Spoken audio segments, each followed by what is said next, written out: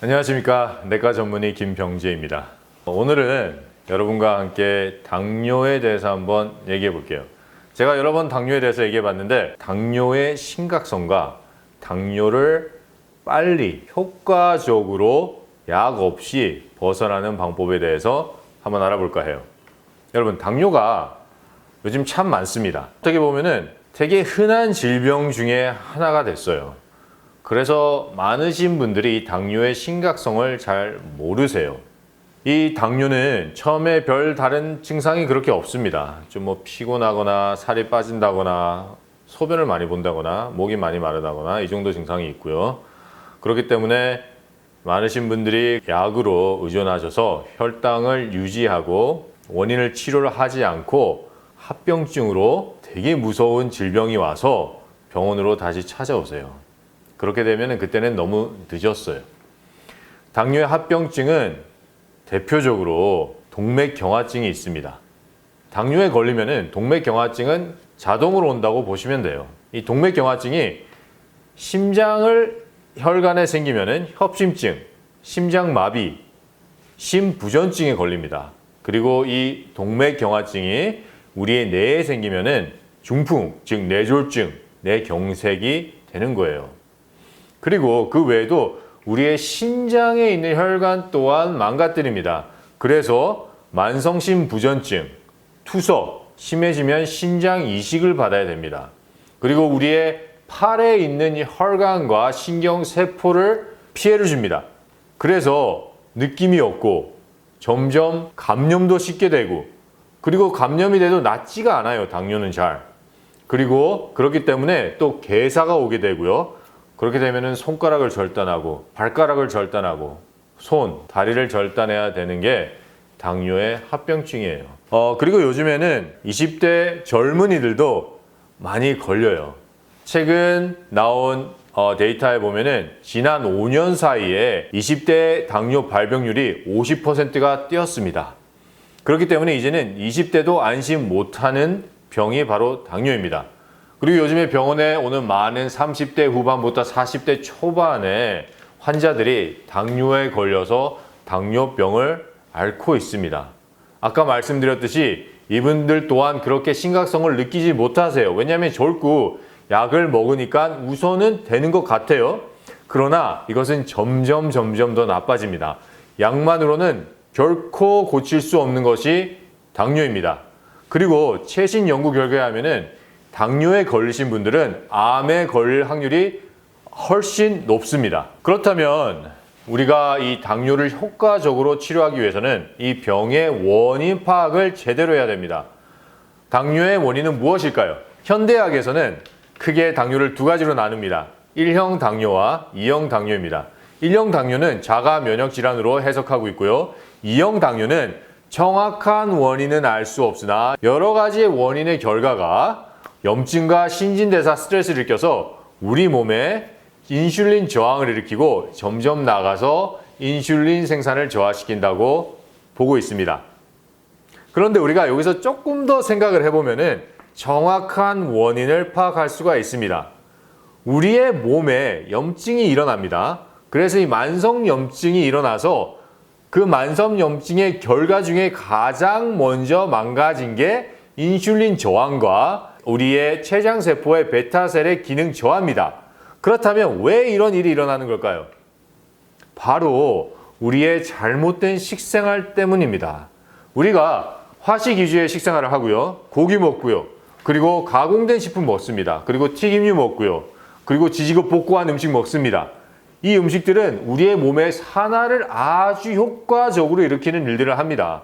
산화를 점점 일으키면은 우리의 혈액 안에는 어마어마한 독소들이 생겨요. 그리고 그 안에 있는 산화작용들이 배를 더합니다. 그러면 우리의 혈액은 아주 오염이 됩니다. 이 오염된 혈액이 계속 우리의 혈관벽을 자극을 합니다. 그러면은 우리의 혈관벽에도 염증이 생깁니다. 염증이 생기면은 우리의 혈관벽은 우리 몸 안에 있는 석회와 지방과 면역세포들을 모읍니다. 그래서 동맥경화증을 만들어내요. 핏줄이 점점 작아집니다. 여기에 더해서 이 염증으로 인해서 혈전이 일어나요. 그러면은 아주 나쁜 혈액과 산소가 부족한 혈액이 우리의 세포들로 가서 우리의 세포와 장기들을 파괴시킵니다. 이때 이 일이 췌장에서 일어나면은 우리 췌장에 있는 베타셀이 피해를 입습니다. 그리고 인슐린 저항은 뭐 당연히 오는 거겠죠. 이게 바로 우리가 당뇨에 걸리는 원인입니다. 그렇다면 이것을 빨리 효과적으로 해결을 하려면 원인 해결을 하면 됩니다. 그렇죠? 혈액의 독소를 깨끗이 하면 되는 거예요. 해독을 해야 됩니다. 그런데 이 해독하는 방법이 아주 중요합니다.